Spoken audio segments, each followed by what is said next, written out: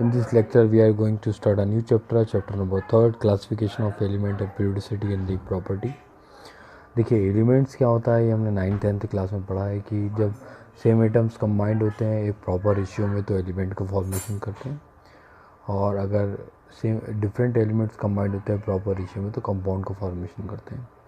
तो हम आज यही पढ़ेंगे कि फर्स्ट एलिमेंट्स जो है इनका अरेंजमेंट किन्होंने किया था, और एलिमेंट्स कितने एलिमेंट्स हमारे एटमॉस्फेयर में हैं, किन किन एलिमेंट्स में क्या क्या प्रॉपर्टी होती है और उनका फॉर्मेशन कैसे होता है, क्या एलिमेंट्स को अलग अलग तरीके से क्लासिफाई किया गया है, इसकी स्टडी करेंगे.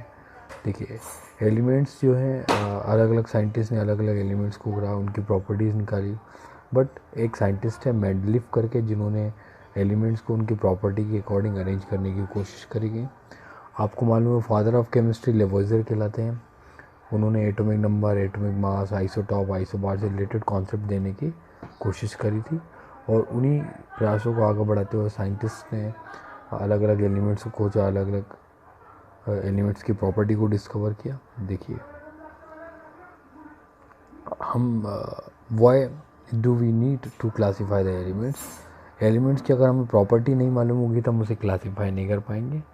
और एलिमेंट जो है सॉलिड, लिक्विड, गैस तीनों स्टेट में एग्जिस्ट करते हैं. एलिमेंट्स मेटेलिक प्रॉपर्टी शो करते हैं, नॉन मेटेलिक प्रॉपर्टी शो करते हैं, एम्फोटेरिक प्रॉपर्टी शो करते हैं. कितने एलिमेंट्स मेटल होंगे, कितने एलिमेंट्स नॉन मेटल होंगे, कितने एलिमेंट्स जो है एम्फोटेरिक नेचर के होंगे, इसके बारे में बताया. देखिए यहाँ लिखा 18th सेंचुरी में only 31 elements were known. By the 1865 the number of identified the elements and more than double two the 63. Just double हो गए 1863 में. और नाउ वी आर स्टडिंग 114 दिया है, बट आप देखेंगे तो 119 एलिमेंट्स लगभग हो गए. बुक में आपके 118 दिया होगा. ठीक है, रिसेंटली डिस्कवर्ड. और some elements are man made, some are naturally occurs. So approximate 92 elements are naturally occurred and remaining elements are man made. Last जो एलिमेंट्स हैं वो रेडियो एक्टिव एलिमेंट्स हैं जिनको मैन मेड एलिमेंट्स भी कहा जाता है. इसके बाद देखिए एलिमेंट्स को यहाँ पे इंडिविजुअल डिवाइड किया गया है. अभी आप पीरियोडिक टेबल देखेंगे उसमें दिखाई देगा. ठीक है,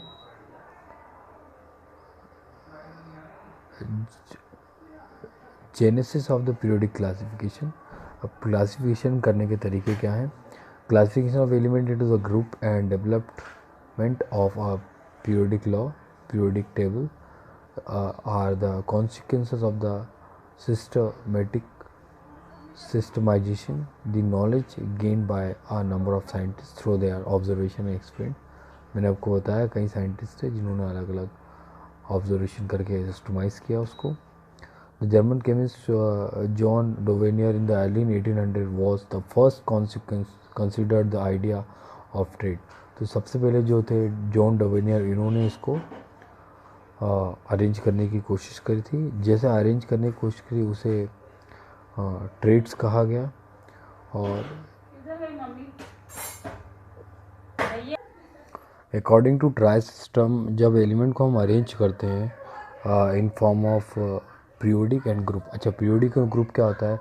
जब एलिमेंट को आप लेफ़्ट टू राइट अरेंज करेंगे तो उसे पीरियड्स कहेंगे, और जब एलिमेंट को आप अप टू डाउन अरेंज करेंगे तो उसे ग्रुप कहेंगे.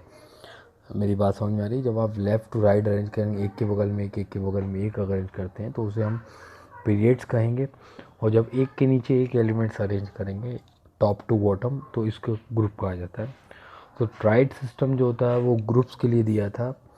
और ये ट्राइड सिस्टम में जब एलिमेंट्स को ग्रुप में रह जाता है तो कुछ एलिमेंट्स जो होते हैं उनमें सेंट्रल एलिमेंट का मास ऊपर वाले और नीचे वाले एलिमेंट्स के मास के एवरेज के बराबर होता है. मान लीजिए बीच वाला आइटम है सेंटर, तो ऊपर वाले का मास 1 है और नीचे वाले का मास मान लीजिए 5 है, तो 5 + 1 6 हो जाएगा. डिवाइडेड बाय 2 करेंगे यू विल गेट द 3. तो ट्राई सिस्टम इस तरीके से काम करता है कि centre mass of the middle element is the sum of the mass of other 2 element in group. Okay. और लॉ ऑफ ऑक्टेट जो दिया इट इज़ गिवन फॉर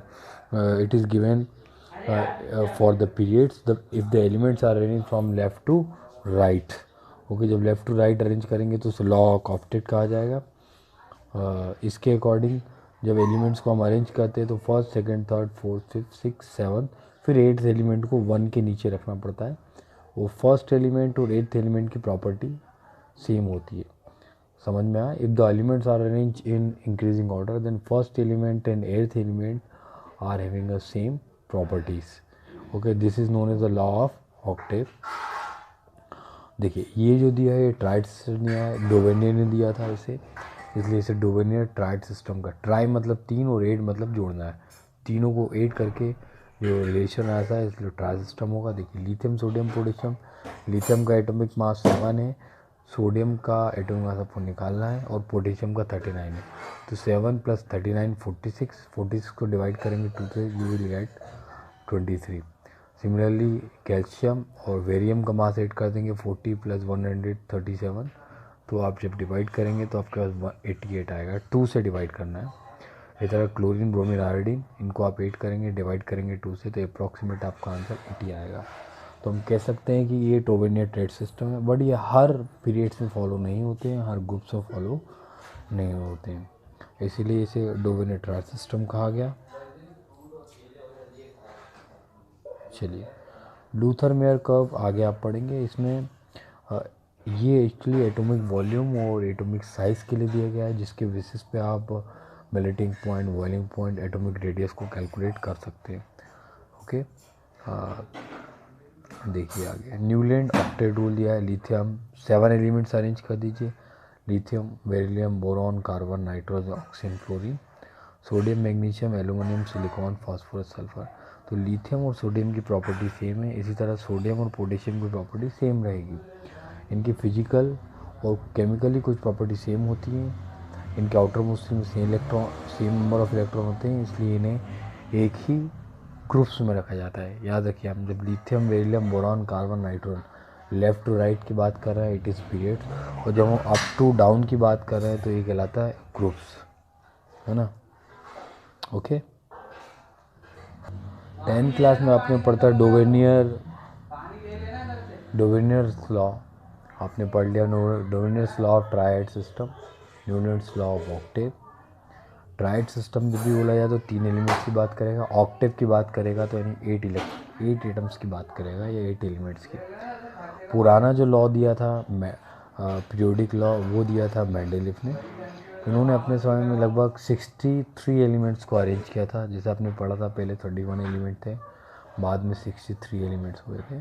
तो मेंडलीफ ने लगभग 63 एलिमेंट्स को अरेंज करने की कोशिश करी थी, 7 ग्रुप्स और 7 पीरियड्स इन 8 ग्रुप में।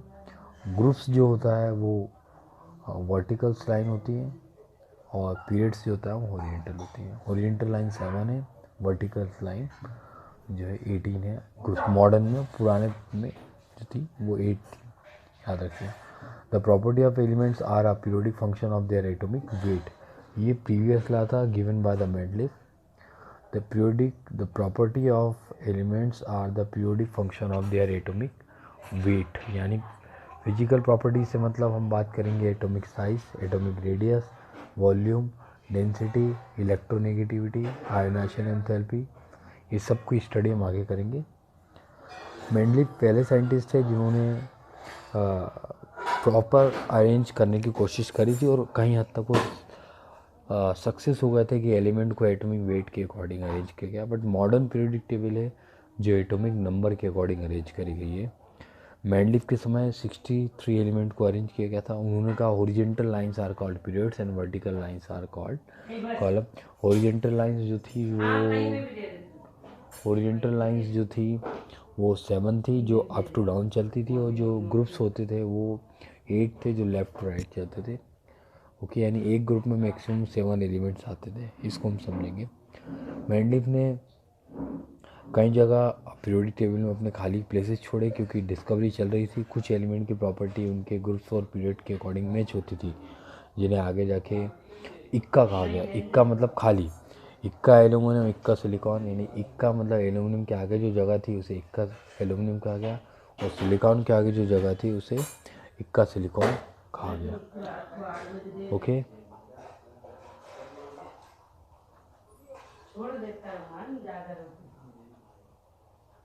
देखिए इक्का एल्यूमिनियम 68, गैलीनियम 70, इक्का सिलिकॉन 72, जर्मेनियम 72.6। तो मेंडलीफ ने कुछ जो प्रेडिक्शन करी थी कि कुछ एलिमेंट की प्रॉपर्टी सिमिलर आ सकती, इसलिए उन्होंने अपने पीरियोडिक अरेंजमेंट में स्पेस वेकेंट किया था एल्यूमिनियम और सिलिकॉन के लिए, जिन्हें इक्का सिलिकॉन और इक्का एल्यूमिनियम कहा गया। इनकी प्रॉपर्टी दिए देखें। Mendeleev periodic table publish in 1905 में हुए, क्योंकि 1865 तक तो 63 एलिमेंट्स है और भी डिस्कवरी चल रही थी, तब तक कोई आइडिया नहीं आया था। जब मेंडलीफ को आइडिया, उसके बाद ये चीज़ें पब्लिश होना चालू हुई। देखिए ये मेंडलीफ की ग्रुप्स वन पीरियोड्स, मेंडलीफ की पीरियोडिक टेबल दी है आपको। Helium, beryllium, boron, carbon, nitrogen, oxygen, fluorine, 7 elements again. Argon, potassium, calcium, scandium, titanium, vanadium. ये अरेंजमेंट करा उन्होंने। इन्होंने अपनी पीरियोडिक टेबल में जो नॉवल केसेस हैं, यानी हीलियम, नियॉन, आर्गन, क्रिप्टॉन, जिरॉन, इन्हें अलग से प्लेस्ड किया था, जिसे जीरो ग्रुप बोला गया। फर्स्ट ग्रुप में देखिए हाइड्रोजन, फिर then potassium, then rubidium, then caesium. इनकी प्रॉपर्टी एक है। बेरिलियम, कैल्शियम, स्ट्रोंशियम, बेरियम, इनकी प्रॉपर्टी एक है। Boron, scandium, yttrium, lanthanum, ytterbium, इनकी प्रॉपर्टी एक है। यानी जो सेम प्रॉपर्टी है उन्हें एक ग्रुप में रखा गया और जिनकी प्रॉपर्टी अलग है उन्हें अलग। आप याद रखिए जीरो ग्रुप अलग है, इसको काउंट नहीं करना। जीरो ग्रुप अलग आएगा, इसे हीलियम, नियॉन, आर्गन, क्रिप्टॉन के नाम से जाना जाएगा। मॉडर्न पीरियोडिक लॉ जो था वो मेंडलीफ पीरियोडिक लॉ से ही जुड़ा हुआ है, बट यहाँ पर मॉडर्न पीरियोडिक लॉ था all the physical properties depends on the atomic number, not atomic mass. 10th में आपने पढ़ा है। और ये जो है एटॉमिक नंबर के ऊपर डिपेंड करती है, और इसे जो आइडेंटिफाई करा जाता है उसे अंडर रूट फ्रिक्वेंसी, यानी फ्रिक्वेंसी बेस्ड होता है ये। ओके। 20th सेंचुरी में कई पार्टिकल का भी इन्वेंशन हुआ, like electron, proton, neutron atom के अंदर प्रेजेंट होते हैं। डाल्टन की थ्योरी में या बोर या रदरफोर्ड ने इसके बारे में इतना नहीं बताया था जितना मॉडर्न थ्योरी में बताया गया है, कि इलेक्ट्रॉन, प्रोटॉन, न्यूट्रॉन के अकॉर्डिंग एटॉमिक वेट और एटॉमिक मास वर्क करते हैं, जिसके हिसाब से मॉडर्न पीरियोडिक टेबल की लॉन्ग फॉर्म बनाई गई in periods and group. Previous periodic table में 8 हमारे पास ग्रुप्स होते थे और 7 पीरियड्स। मॉडर्न पीरियोडिक टेबल में 18 ग्रुप्स होते हैं और 7 पीरियड्स। पीरियड सेम है बट ग्रुप्स बदल गए हैं। ओके। यहाँ पे modern periodic law is known as the physical and chemical property of elements are the periodic function of their atomic number. ये याद रखिएगा। ओके। मॉडर्न पीरियोडिक टेबल को जो तैयार करने वाले थे उन्हें हेनरी मोसले के नाम से हेनरी मोसले ने तैयार किया था, और ये फ्रीक्वेंसी बेस्ड थे। जैसे किसी भी ऑब्जेक्ट के ऊपर लाइट डालते हैं तो कुछ लाइट को एब्जॉर्ब करता है, कुछ को रिफ्लेक्ट करता है।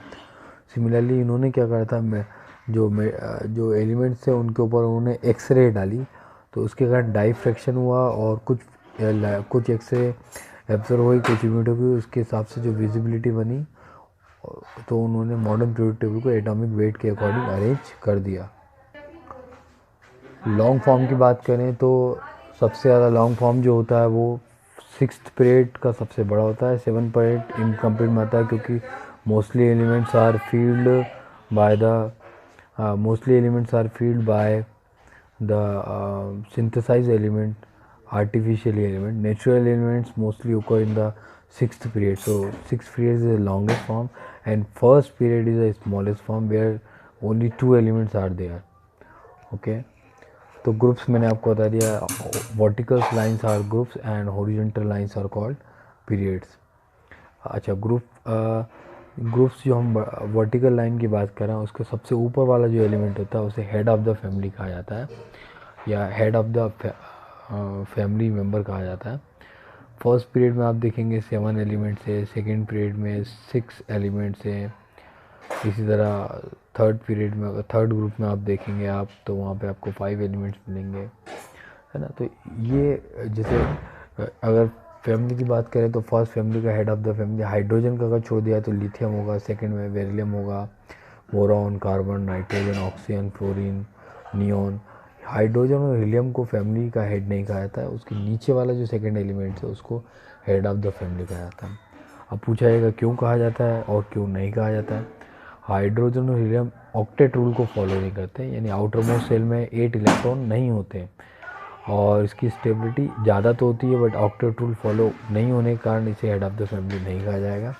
जबकि लिथियम और नियॉन में हेड ऑफ द फैमिली बनने की प्रॉपर्टी होती है और इनकी जो है इलेक्ट्रॉन देकर या लॉस करके अपनी स्टेबिलिटी को गेन कर सकते हैं, इसलिए इन्हें हेड ऑफ द फैमिली कहा जाता है। आगे देखिए, nomenclature of element with the atomic weight, ये नेक्स्ट लेक्चर में करेंगे। Thank you very much.